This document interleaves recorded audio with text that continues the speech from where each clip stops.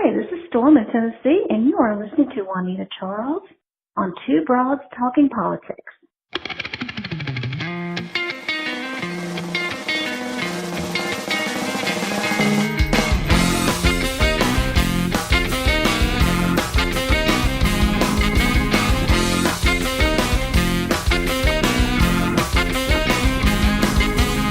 Are you listening? Hey everyone, this is Kelly with Two Broads Talking Politics. I'm on with my co-host Sophie. Hey Sophie. Hey Kelly. And today we're bringing you another episode with someone running for a special election. We're really excited about the special elections around the country. We are talking to Juanita Charles, who is running for State Senate in Tennessee in District 22. Hi Juanita. Hi. Thank you so much for joining us. So maybe just to start, we'd love to hear a little bit about you and your background and why you've decided to run for the state senate. Awesome. So again, my name is Juanita Charles. I'm running for Tennessee State Senate District 22. That encompasses Montgomery County, Stewart County, and Houston County. Right now I live in Montgomery County, Clarksville, Tennessee, and I've been here since 2005. I was in the Army. And I got stationed at Fort Campbell. My husband was also active duty Army, and we got stationed at Fort Campbell in 2005. When we left the Army, we just decided to stay in this area. We really like the area. So I'm originally from Savannah, Georgia. My husband is from Brooklyn, New York. And so we chose Clarksville, Tennessee to be our home and the place that we raise our family.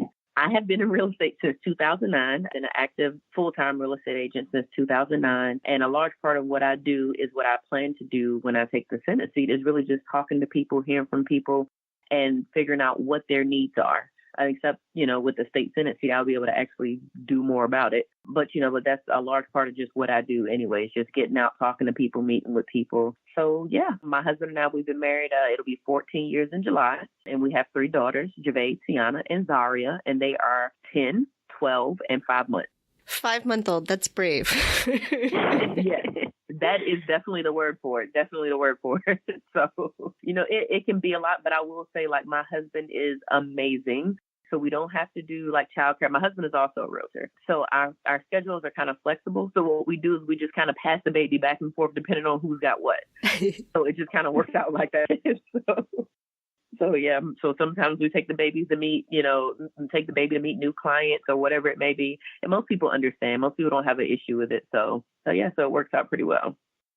Excellent. So you told us a little bit about the area of Tennessee where you are, in terms of what towns and counties are there. Can you talk a little bit about what this district is like, though? What are the kinds of jobs that people do there? What are the things that they're concerned about? So I live in Clarksville, which is in District 22 in Montgomery County. And so Montgomery County is very diverse. We are very close to Fort Campbell Army Base, which is right on the other side of the line. We live right basically on the Kentucky-Tennessee line right there. But we have a lot of factories. We have a couple of different industries, but a lot of the work that people do is factories. We have Austin Peay State University right here in town, which is an awesome college that, of course, they got a lot of great graduates that go on to do amazing things and a lot that stay in the community. So Stewart and Houston County are more rural. We have, I think Aaron might be the biggest city in Houston County, and then Dixon is probably the biggest city and the most up-and-coming city in Stewart County. So overall, it's still pretty rural, but I think the next biggest city outside of Clarksville might be Dixon if we're looking at, all of District 22. So we have amazing school systems. We have, again, we have a very diverse population, which is a part of the reason why we decided to stay here. But yeah, we're a growing metropolitan area, one of the fastest growing cities as far as Clarksville, one of the fastest growing cities in Tennessee, and probably I think the top 10 in the country, if I'm not mistaken, according to something that came out from New York Times at the beginning of the middle of last year, actually. You had mentioned that you're a veteran, I believe the Army, and so I would suppose that would give you kind of an insight into veterans issues. So I was wondering if you could talk a little bit about, the importance of your service and how that maybe shapes the things you plan to do in office and sort of what you'd like to see Tennessee do for veterans. Yes. So I'm an Army veteran. My husband is also an Army veteran. I think when we talk about the state of Tennessee and what they do for veterans, they definitely make an effort, but I would like to see just a little more, and I would like to see it focused in the right areas. So I think there's a couple of misconceptions about veterans and what we have available to us when we leave armed services or active duty. So I did not retire from the military. And a lot of us, when we leave the military, we didn't do 20 years, so we didn't get the full retirement. And so what happens is a lot of people believe that once you leave the Army or you get all of these benefits, you have free health care, you have this, you have that, and that's actually not true. So I think one of my main priorities once I get into office will be health care. So Tennessee is one of the unhealthiest states, and we have over 450,000 people who have no access to quality health care. And so that would be, if we could expand Medicaid, which is the most common sense and logical way for us to get access for those 450,000 people that don't have it. Once we do that, that will have a tremendous effect on the veteran population, because a lot of people don't realize that most of us veterans, we actually get our health care through Medicaid, not just for ourselves, but for our families.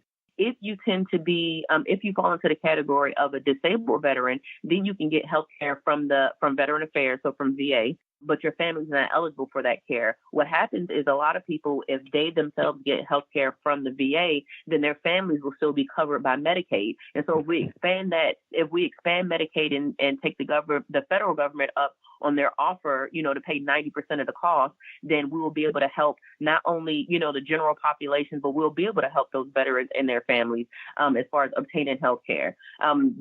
So right now, one of the biggest issues that we have is we have 22 private military per day committing suicide. So that, and maybe you've seen that, but they say, it's 22 per day. So that is definitely a mental health issue that's not being addressed among veterans. And I think if we're able to expand Medicaid and get that care that we need, that would include mental health care as well. And I think we'll be able to hopefully curb the rate of suicide among the veteran population. So in Tennessee, in the state Senate, it's an extreme supermajority Republican right now. And this district was previously represented by a Republican. He went on to become a U.S. congressman. So what is sort of your strategy, your roadmap for winning in this district, winning a district that has previously been held by a Republican and flipping it to be a Democratic seat? Well, the good thing about that is prior to that Republican holding it, a Democrat held it. Yeah, his name is Tim Barnes, and we've actually talked a couple of times, and he's just, been encouraging me along the way. So right now, my strategy is realistically just to get my people out. Right. So we want to focus on the people who think like me, who believe in going with common sense answers and making sure that we take care of everybody. And I just kind of want to reach out to those people, let them know, number one, that there's a special election even happening, and then energize them and motivate them to get out to the polls. So that's really the crux of it, because in our area, we are about 60 to 65% Republican versus, 35% more or less Democrat. And so special elections are notorious for low voter turnout. So the best thing that I could do is just get my people out, and just my people, and make sure I focus on them. Because if everybody came out to vote, the numbers just would not work in my favor. So that's just kind of what we're doing. I want to let people know exactly who I am and 100% what I'm about, because I'm an open book and I'm very transparent. I'm very, So, and I think because of that, and because I have a lot of friends in the real estate industry, maybe they are Republicans usually, but they know me and they know what I'm about, and I kind of talk politics with some everybody. So I've got a lot of those people who are planning to support me, or have told me that they will support me anyway, just because they know the type of person I am and who I am. But outside of, those people that I know personally, I'm not going to make a plan of it to go around and try to flip Republicans or try to change, people who are maybe extreme right or wherever they may fall, try to change their mind. What I want to do is focus on people who already believe in what I'm saying, who already believe in what I stand for, and then just get them out to the polls. Looks like you might have a little bit of an advantage in that you are the only Democrat running, and there are still 4 Republicans who are vying for the Republican primary. So you can sort of be on the ground getting people ready for the general special election. Yeah, because it's so quick. We are actually in early voting for the primary right now. So the primary election will be March 7th. And then our general election will be April 23rd. So it's really, really, really fast. The Republicans, I think, there's four of them, and then we have 2 independents, and I'm the only Democrat. So yeah. So I definitely have the advantage as far as going into the primary portion. Yeah, it's just it's one of those things. It's like I'm out every day. Like I would say probably literally every day I have 1 to 2 events at least. I think Saturday had 3 or 4 events, but I'm out anywhere that the people are and trying to talk to people, and just let them know who I am, and hopefully they're on board. We're doing meet and greets, just being out wherever the people are, trying to connect and trying to talk to as many people as possible. For our listeners who care about getting more women as representatives, and I hope that 100% of our listeners do care about that, Tennessee is really, really bad in terms of female representation. I think it's something like 15% of the representatives are women, which seems extremely problematic. That sounds very accurate. So for our listeners who both care about flipping seats back to Democrats and care about getting more women representatives, what are some of the ways that people from around the country can be helping out with your race? So we are doing phone and text banks. So phone banks, it used to be that you'd have to do them in person, but now you don't have to do that anymore. So you can actually go to my website at charles4senate.com/volunteer, or you can go to the website and you'll see the volunteer thing, and you can sign up. And my volunteer organizer, when we have phone banks and things, she can send you the information, and you can actually phone bank from your house. So what that is you're basically calling our Democrats or whoever it is, the strong Democrats, and just basically letting them know about the special election and encouraging them to come out and vote. Same thing with the text banks. And then money, just to be frank, money. So I'm not a politician. This is my first time ever running for office, and I was not even 100% prepared for the amount of money that it takes to run. And so we need as much help as we can get. So any contributions would be, more than appreciated. Somebody sent me $3 the other day, and I almost cried because I figured, that's probably all that they could give, and they thought enough about me to give it to me. And I'm just grateful. So it's on my website, charles4senate.com. There is a donate button, and you can click that and you can give, and contribute to the campaign as well. But really just spreading the message far and wide, any information that we have. So we're on Facebook, Twitter, and Instagram. So any place that you see me on social media, it's Charles4Senate. And on Twitter, it's Charles4Senate with the number 4, because it wouldn't let me make it as long I had too many characters. But any information that you see, if you want to share it, spread it, let your friends and family know. And just know, for the state of Tennessee, yes, I will be representing District 22, but no, whatever bills and laws that I bring to pass will cover the entire state of Tennessee. I just want to stand up and do what's right and be the voice of the people for Tennessee. So I'm sure your 5-month-old has no idea what's going on, but how do your older daughters feel about you running for office? They seem to be pretty excited, and they're on board. I think it was more exciting at first because it was like, oh, you're going to do this thing, but now it's like, okay, you're never here. What is happening? So it's getting to be a lot, but and it is a sacrifice. But we all just kind of keep in mind that it's for the greater good, and it's not always about us. And once we get elected, then we can kind of get a little breather, and then it's time to go get to work. But my daughters are extremely proud, which is awesome. And one thing that I tell a lot of people, the truth of the matter is representation matters. So whether you are a minority, whether you're a woman, whether you're a young person, just seeing somebody do something that maybe you didn't think was possible for you is enough to just kind of let you know that you shouldn't limit yourself.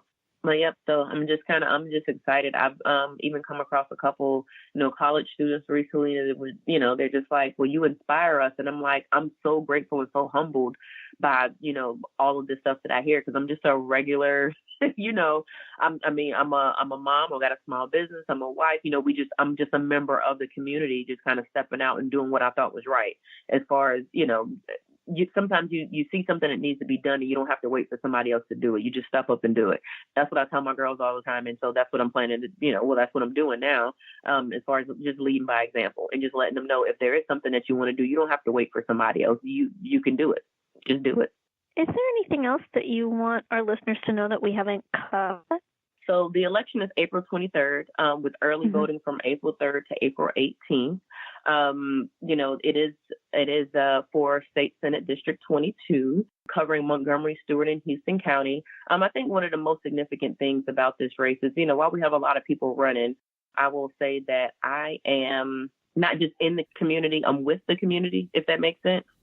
I've lived here since 2005, and my kids have gone to public school here. I was a soldier here in this community. When I left the Army, I made that difficult transition from military to civilian life, and I was actually, a military wife at the time. And then, when my husband got out, we were a completely civilian household, and we had times where we struggled. We worked sometimes without enough pay. Sometimes we went without health insurance or whatever it may have been, because we're just regular people like everybody else. We started this real estate business in 2009, and it was kind of like a little bit of a struggle getting it off the ground, but we've done well. And I say that to say, even during that time, we went to college, actually. My husband and I both went back to college and we got our degrees, and I say all of that to say we've seen different aspects of life living here in District 22. We've struggled, we've been soldiers, we've done well, all of that. And I think all of the roles that I have played during that time has helped me to have a better perspective of what life is like in District 22 for different people, not just for people that I hang out with, not just for people when I go here or there, for everybody, so whether they are, high income earners or they are of a lower socioeconomic class, like I'm here to represent everybody because I've been there, I've seen it, I've done that. And I just want to make sure that everybody here has a better opportunity to just live their best life. I want to make sure that everybody has the opportunity to have the best quality of life possible. I love it. We'll put your information up on our website, and I hope people will help out your campaign. These special elections are so, so important, and it's really important that we help get the word out and make sure Democrats turn out to vote. Thank you so much. Thanks for listening to Two Broads Talking Politics. Our theme song is called Are You Listening? Off of the album Elephant Shaped Trees by the band Immunuri, and we're using it with permission of the band. Our logo and other original artwork is by Matthew Wethlin and was created for use by this podcast.